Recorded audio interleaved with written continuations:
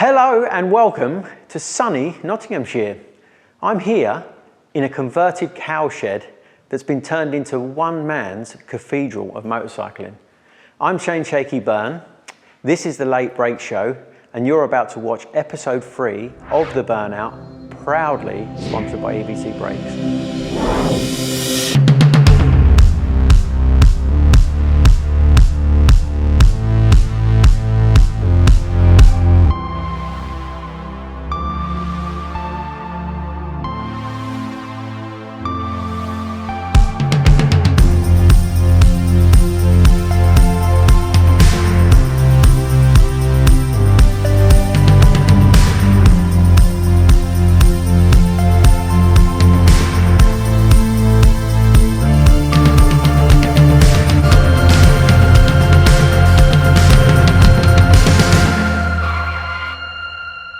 So then, Craig, by the way, this is Craig, friend of mine.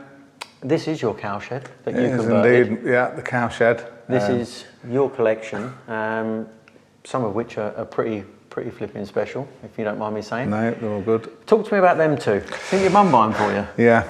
So I got to work one day and my mum says, oh, the neighbour next door, this is like an old guy, he's selling his bike. I think it's out on the grass outside. I was like, oh, what is it? She goes, I don't know, but I bought it for you. It was £4 I think. I was like, well, what is it? She goes, I don't know. So I was like, oh, that's good. I said, colour? So I think she said red. I was like, right, Ducati? She says, I don't know, it's just old. I was like, all right, thanks. The next day I go in, so I've paid her the £4. The next day I go in, she goes, he had 2, so I've bought you the other one. I was like, well, what's that? She goes, it's blue. I was like, perfect. Anyway, so I ended up with these. I have no idea anything about them other than they're MV and really old. They look like sort of 1950s or something like that. Almost as old as me, I reckon. We have actually ran, I think, one up. Me and Dicko had a go on one round the car park. Yeah, we've just put them in the end here, and they're like the early ones that we've started with. RGV250. Talk to me about that. RGV250, that's the first ever bike I ever bought. So basically, I've always bought, for any bike I've bought, I've never sold. Right. Really. I've sold it. Hence the reason why we're full. So everyone thinks, oh, you've got, but I have been collecting them for a while now, probably 15, 16 years. So my RGV I bought from Peterborough. I went down, I think it was like 1,500 quid, and I went in the garage and I was always going to ride it because it was my dream bike when I was sort of 17, 18 and I could never afford one. So at this point I thought, oh, I've got a couple of grand, I'm going to get an RGV. I never rode it. I've had it for all them years, and when I got there, the guy had got it in his shed and he used it as a step to get into like a loft bit of his shed, and it was just ditched. And he'd never rode, he'd done 2,000 miles, and I think it's still done 2,000 miles. So yeah, that's really where it all started for me. Tell you what, this thing means a lot to me personally. I remember being a kid from a council estate and getting to do that fast bike gig. And you know, I'd gone from sort of Sittingbourne High Street on BMXs to being sent down to Saint-Tropez to roar around on one of them. It was quite the contrast, but that thing is beautiful. Yeah. I'd like to buy one of them for me now. So. Yeah, they are lovely. How many miles is this one? 3,000, that one, I think. But again, it's never, when I bought that, the guy had never even seen a raindrop, nothing. So I bought it, and like you, in 98, 99, I jumped off a 125 onto 1,000, and I put, like you do, and I put a quick shifter on. I thought, yeah, like, I am the man, I've got an R1. I think I actually bought it on my mum's credit card. I can't actually remember, but she wasn't happy. And it lasted literally, I don't know, 2 hours. And then I was in Louth and then Lincoln Hospital with my leg hanging off because it was just vicious. Nice. But they were just so good at that 98, 99 sort of era. And what about, right, let's move forward a tiny bit. What about Fireblades? Because it looks to me like you've got a bit of an obsession with Fireblades. Yeah, so... You want to talk about that? Yeah, when I was... So this was the pub bike. So there was a guy that used to come in the pub when I was 17, and he had a J-Reg, which I think was 1992, Fireblade, in that colour. Yep. And he used to bring his wife, and he used to think, God, if I could get a wife and a bike like that, I've made it. Like, maybe the wife bought the bike. Yeah, well, I've got the bike, I've got 3 of them, but I've never found the wife. Ah, right. So... what else we got down here? Let's have a look. This one, the Kageyama bike. You told me a little bit about this off camera earlier on. Yeah, so this was a Crescent build. What year did Kageyama ride? 2003 and 2004. Yeah, so this was at some I point. know that because I used to have to try to beat it. Was it fast? Yeah. And so was Yuki. Yeah, so it was good. And I think John, so they built, I think 2 Yuki bikes and 2 John Reynolds, if I remember rightly. Yeah. And then they did a limited edition, but this one was more special because it actually had like the Yoshi tank and the full system, and it's got the AIM. I think they were in the day the AIM dash, and it's got Brembo brakes, Öhlins. So they actually built it, and I think at the time it was like £28,000 someone had paid. Yeah, and I bought it along with a set of leathers that the guy was an avid Yuki fan. Superbike engine or not? I don't know. It's fast. It feels lovely to ride on the road. I think it might have internals. Yep. But yeah, it's just sat here, but it does ride lovely. Another one there that I like, really like, obviously the Senna 916. So you've got the Matrix. Yeah. You got the Senna. Yeah. Senna 1? Senna 1, I think so, yeah. 916 SPS. Yeah, that's lovely. That's I spent a bit of time on one of those actually in the south of France at the same time as that. Which one was better? Well, they're just so much more exotic, aren't they? I'm sure that, you know, to ride around a track, that would probably be the thing all day long, wouldn't it? But the R1 would be a bit quicker, I would have said. Which one was better at wheelies? Because back in that day, weren't you just doing wheelies? Well, everywhere? yes, I was. Yeah. And didn't they blow up if you? Yeah, they used to fire all the oil out of the airbox and cover you in cover you in oil, which wasn't great. 2 strokes. 2 strokes. You got a free 2-stroke 250. Yeah. So Dicko, a lad who looks after all my bikes, is an X250. Race winner. Yeah, race winner. Yeah, he tells me every day that he did the British GP. He did. Yeah, I remember. and he led it in the wet. And he rode. Didn't he ride for Ray Stringer on a Sabre Airways? He did. Yeah, Superbikes. Yeah. So he's the reason behind the 250s. I've only ever actually rode one 250, and I rode it for Clive Paget, or it was Clive Paget's bike, and I fell off on the warm-up lap. At Mallory. I was used to a 125 and I just gave it a load of gas and I sided myself round Gerard's. I mean, it was embarrassing. It wasn't even the warm lap actually, it was the out lap out the pits. I actually love 2-stroke. I've never ridden a 2-stroke race bike other than at Goodwood, and it's a bit of a claim to fame of mine actually. I got to ride Schwanz's 500 up the hill at Goodwood. That was pretty special. Lovely. But I'd love to have a go on a little 250 one day. Yeah, well, we need to get them out at some point. Would be quite fun. Another episode will be in Magello. The next episode. In Magello. That's a Dr. Dre song, isn't it? The next episode. So Foggy, he was like the hero, wasn't he? The superbike. In my day, he was the hero, and I can remember going to Brands Hatch. I hope he's not watching this video. Yeah. He's still there, isn't he? He's still. But so we got Foggy, but the SPS is lovely. Well, it's a great collection so far. Yeah. We'll have a proper chat about some of the others in a second, and see what your thoughts are on them. Yeah, no problems. Right, so you've been on the trip through the converted cowshed, you know, into the cathedral that is Craig's bike collection. Now, I'm going to get to ride 2 of them today, and the 2 that I've chosen are the Honda RC45 and the Ducati 1098R. There's a good reason for that.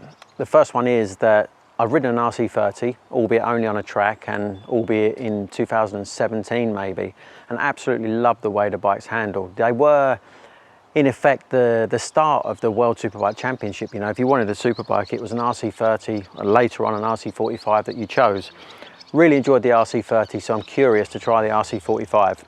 120 odd horsepower, maybe a V4 Honda power, supposed to be really smooth and really linear, so really looking forward to riding that. And I'm going to be completely honest, right, and completely vain, but the Ducati 1098R, I won a championship on one in BSB for Airwaves Ducati, and I spent 2 years riding one in World Superbike as well, so I'm keen to rekindle the romance I had with the Ducati at the time. Obviously completely different theory to the 1199R that's out now. You know, this was the traditional chassis, the last of a great era, I think. 185 horsepower of Ducati V-twin. I can't wait to get reacquainted with. Big long private driveway we've got to ride down here. So yeah, going back to the RC30. I rode it at Valencia on a track day, and it was the first bike I'd really ridden that year. So we'd had all winter off, did nothing, went to this track day, and yeah, went for a bit of a blast. Yeah, first things first, the Honda RC45 then. Homologation special, obviously.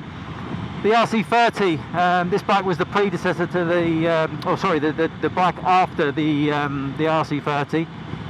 The RC30 came out in like 1987, I think, or 1988, and it basically defined world superbikes in those early years.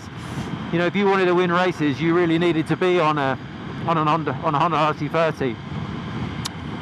The V4 engine configuration, obviously, dead linear. I mean, this bike, the power figures quoted for this at the moment are only like 120 odd horsepower or something. But the thing that struck me about the RC30 that I rode on the track was that it was so usable, you know, so like you get on the throttle in the middle of the corner, and such a linear power delivery from that V4 engine, and it's kind of what I'm expecting from this bike, to be honest.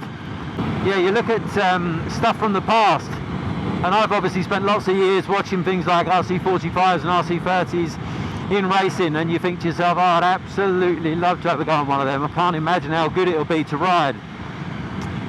Well, I can tell you now that the riding position of this bike feels really wide and really low. Feels dead neutral. This bike's done 1,400 miles from new, and the owner, Craig's, never actually ridden it.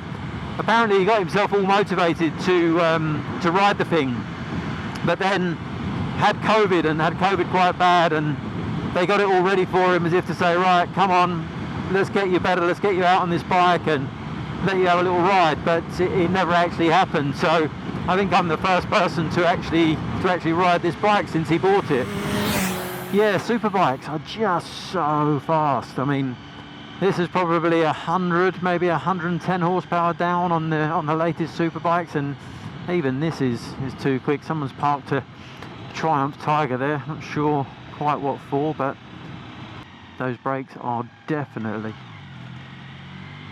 not quite as sharp as they perhaps once were, having been sat around for God knows how many years. Another funny thing I'm finding is that the riding position I'm in, I'm almost like folding up the foot pegs whilst I'm riding, which feels really strange. This bike has the standard Honda exhaust. This is about as original as an RC45 is going to get, and obviously with 1,400 miles on it, it's not going to get much pressure either. Lovely sound. I was just about to say that, when the guys used to put like thermic exhausts on them and stuff like that, you just hear World Superbike from back in the day. The drone of that V4 is just an amazing sound. The bike sounds amazing. This thing feels remarkably crisp as well, to be fair, from a suspension point of view. Bearing in mind it's been sat around doing nothing for such a long time, the ride's actually really, really smooth. So then, let's continue this Ducati fest. This one's pretty special, isn't it? Tell us why. So I think it was like 2015 I opened, well, along with Chris Stalker Walker, we opened a Kawasaki dealership, and Colin Wright became the manager. And obviously he had a link with Daryl Healy, who had Troy Bayliss riding for him, and in Daryl Healy's garage was Troy Bayliss's 996R Ducati that he'd never even, I think he'd rode a little bit, probably 500 miles, and then he'd flown back to Oz and forgot he'd had it. So it's number 21 of... So it's number 21. How many of them? 500 is it, maybe? Yeah, I think Ducati gave it to Troy for winning, was it probably the Superbikes, and it was in his garage. There's one hole that I've noticed. We've got the 996R, obviously. Yep. But no 998R. No, I'm going on. When's the 998 coming? Well, now you've said that, I'm on eBay tonight. Yeah. Moving on, a particular favourite of mine then, 1098R. I had a little bit of success on one of them, so I really like them, and you've got 3. Yeah, I love them. They're like, obviously. It was almost like, from the 996 to the 1098, they started to put a bit of traction on, but not enough to intrude, and it was a little bit. So you could still wheelie it, you could still do everything. Whereas as you get later on, it became, you have to turn it all off. Whereas that is, I think, the last of the old Ducati V-twin, the one that's all in your hand. Yeah. It's just a special bike, and it was probably one of the first Ducatis I actually bought and rode on the road. Have you ridden it on the track? No. Or have you ridden one on the track? No, I've never been on the track. The thing for me with them was that the chassis on them was so good. Like, you could almost like override the thing. You ended up going into corners so fast because the chassis on them was just amazing. Yeah. Tell me the story about the difference between that and the Desmosedici we got here. Yeah, so I went and got a 1098R from JHP Coventry, walked in, and what year was it? Were they 09-ish? 08. 08. Yeah.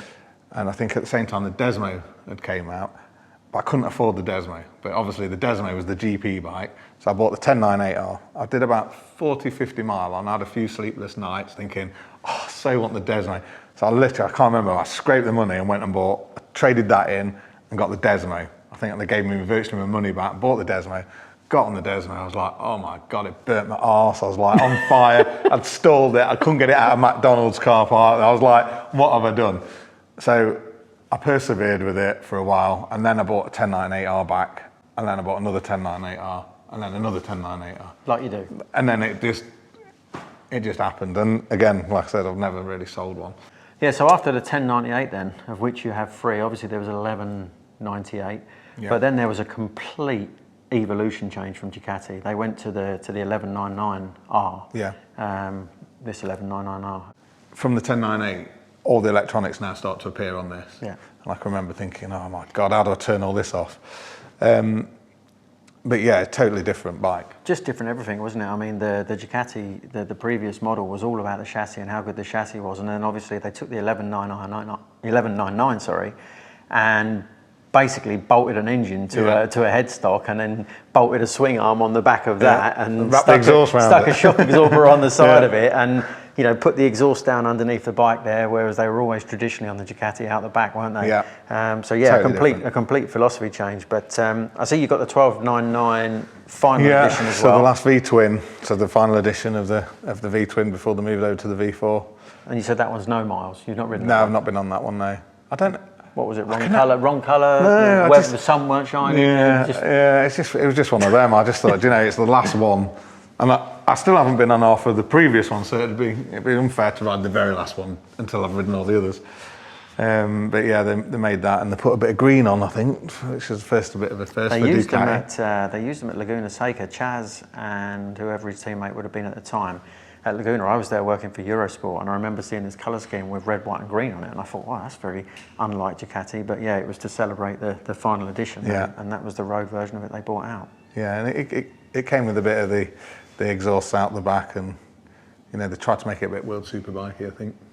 But it's good, looks good. So it sort of finishes off the line, really, before the V4s. Often quite fancied having an RC30 or an RC45 myself. You look at the values of bikes over the last few years, and the appreciation levels of motorcycles from a financial point of view, they're just going absolutely through the roof. And it seems like whenever you feel like now's the time to buy something, you look at the prices and you think, oh, they flipping jumped up again. Oh look, there's the boys.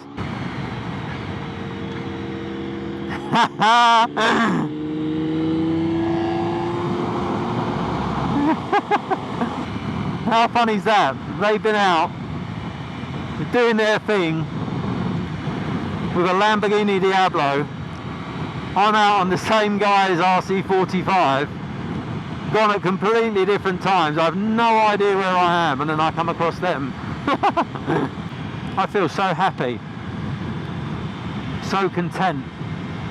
In one of the last videos we did, I rode the Harley Davidson Livewire, and I spoke about how natural and how easy it felt to ride the Livewire, being electric, no clutch, no gears, no real vibrations as such, just basically a big battery on wheels. And it really was nice and easy. It was enjoyable to ride, to potter around on.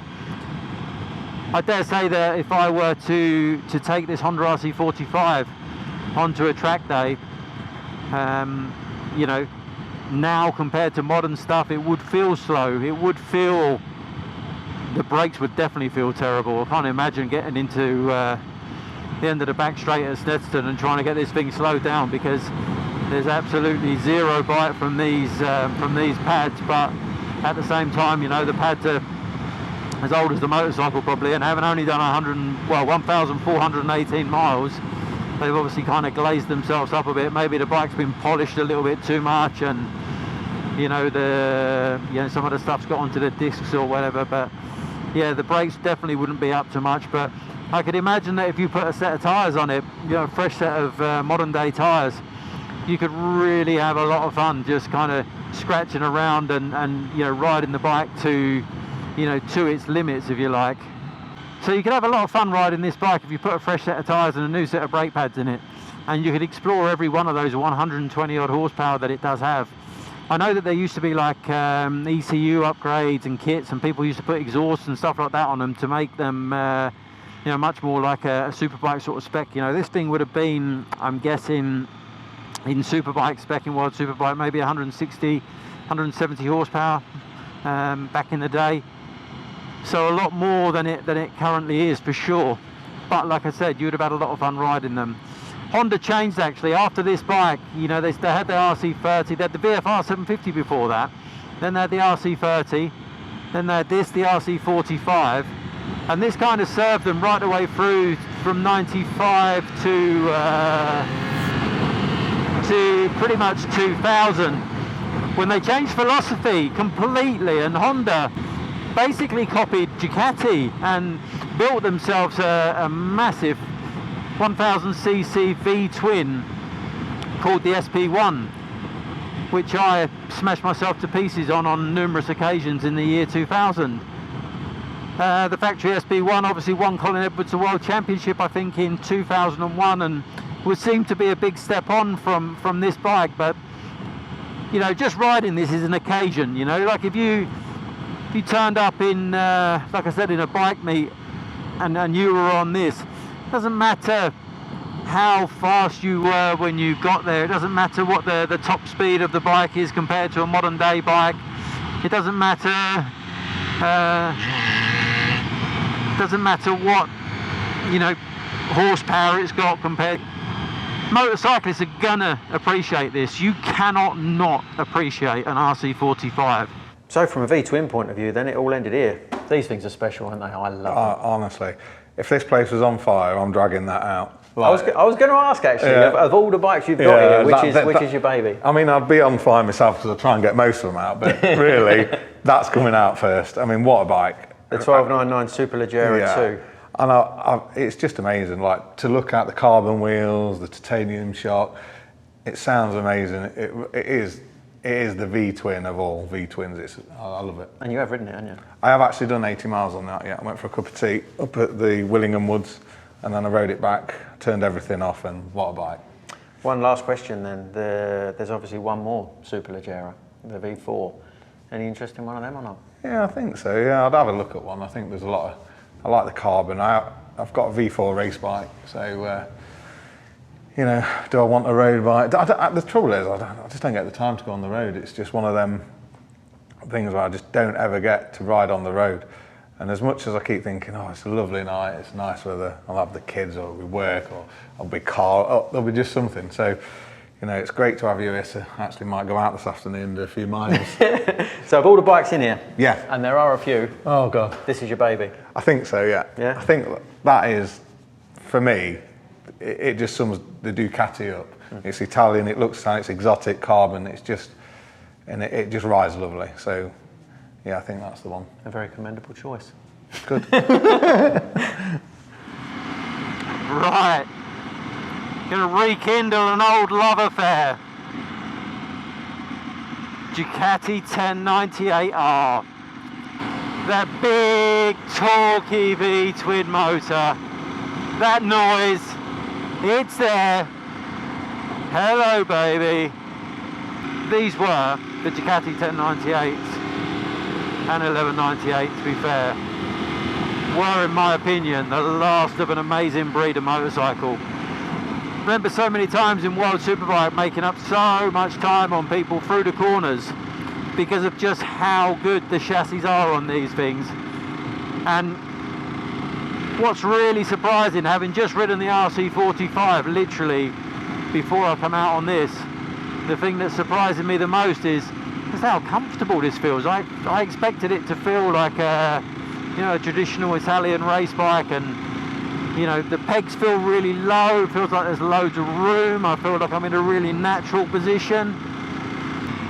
You know what, this bike's something like, what will it be, 13 years newer than the RC45, and my God, do you feel it? This thing just wants to play.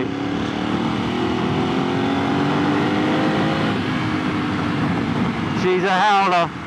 You know what I was saying earlier on about how that RC45 was such an occasion, and it was so nice just to poodle around and, you know, enjoy what was going on, enjoy the moment of being on an RC45. This thing's like completely the opposite. This is like, look, I don't want to go slow, I'm not interested in going slow, I'm not happy, you know, stretch my legs and use my chassis and feel the torque and enjoy the horsepower. Probably around 180 odd horsepower the 1098R would have made. You can hear sort of trying to chug along here at 30 miles an hour in sort of third gear or whatever, and it's just not at all happy. You know, Ducatis are race bikes for the road, make no mistake. You know, they have a clear intention when they build one of these bikes, whatever model it is, and that is to win at racetracks. So I had to ask the question, didn't I? I said to Craig, you know, if this place went on fire, what would be the bike that you know, you'd want to drag out before it burnt down or whatever? Craig's answer was the 1299 Superleggera 2 Ducati, which is a stunning bike. You know, can't take that away from him. But there's lots of things in here for me that are super, super special. I mean, this TDR 250, you know, it'd be like a 1998 bike, 89 bike maybe, 132 miles from new. That's like a special thing. I really, really like them. Obviously the R1 I mentioned in the video earlier on, riding one in the south of France, you know, coming from a council estate in Sittingbourne, you know, they hold a very nice place in my heart. RGV250, I personally have one of them. Fireblades, I mean, they were so iconic when they first came out in the early 90s. What else have we got? We've got the Matrix bike, we've got the Senna bike, the 916 SPS. Those things were special when they first come out. Got to ride a bit of time on one of those. Desmosedici, 996R, 1098R, 1199R. You know, the guy's got all of it, hasn't he? And sounds like he enjoys all of them as well and rides all of them, which is a really cool thing. Having a little bit of a problem, if I'm honest, with the clutch, which ironically was one of the worst things about the bike as a race bike. You had to be so careful off of the start, because it was so easy to cook a clutch. It's a 2008 bike, I think it is, maybe a 2009. It's only done 1,800 miles from new. What a lovely, lovely, lovely thing. But it is not playing. You know, it feels focused, it feels alert, it feels like, come on in, let's go. It's not happy being down at sort of 2,000 and 3,000 RPM. It's when it builds a little bit of momentum, like 3,000 to 4,000 RPM, that it actually starts to become semi-clean, if you like, in the way that the engine delivers its power, and then you feel like you're somewhere where you can start to, you know, get the thing driving out of a corner or whatever, and if you open the throttle after that, all flipping hell breaks loose. This is like bumping into a good friend and having a real good catch up and saying, oh, haven't seen you for ages, how are you, what's been going on, you know, what have you been doing, and you know, let's go out for a little ride together and have a little bit of a blast about. But I'd highly recommend that you take that ride or that little blast about on a track somewhere, because yeah, this thing is focused and ready to go, and she's a sprightly thing. Feels a little bit like keeping a thoroughbred racehorse in a menage and never letting it out of the menage, never letting it race, and you know, never letting it run. You know, this thing is so up for it. Yeah, all good, all good. What a lovely, lovely thing. As I said, it's like getting back with a good friend and having a good catch up, a good chat about the good old days. Yeah, it certainly feels like good old days were had on this thing, that's for sure. So what an amazing day up here in Nottinghamshire. Such an amazing time I've had. got to see Craig's car collection. You can watch Johnny's video in the link above. He's seen all sorts of cars today. Prancing horses, there's a prancing plonker in the background. I got to ride a bucket list bike of mine, the Honda RC45. I got reacquainted with an old friend in the Ducati 1098R. Lovely to spend a bit of time back on that. We've got merchandise on the latebrakeshow.com if you fancy some of that. If you don't already, you can become a Patreon subscriber for early access to some of the stuff that we're going to be filming. If you enjoyed the video, make sure you like, make sure you subscribe, and make sure you get some comments below to tell us what you want us to test next. I've had a fantastic time here today. I hope you've enjoyed it too. One last thing. Here on the Late Brake Show, we've got some essential R&D development to do with the 911 Turbo. By all accounts, I'm not allowed to leave here without the 0 to 60 top speed test down the driveway. No idea what it's going to feel like, but I'm all in, so see how it goes.